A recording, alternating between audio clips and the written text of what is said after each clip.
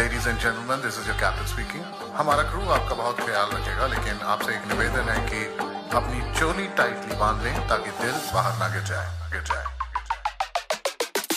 जोगी आवे मैनू इथों दूर ले जा तू,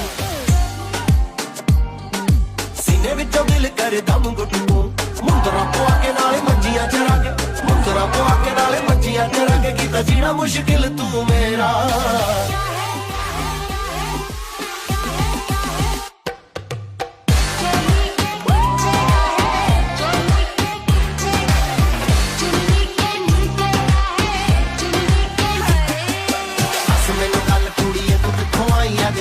चोली के पीछे मुझ के तू देखा नच, देखू चुप चुप के मैं तुझे बोलूं सच सच। मचने लगी तू बेबी टू मच क्यों न गिर जाए, छुड़ना नहीं फिर हाय।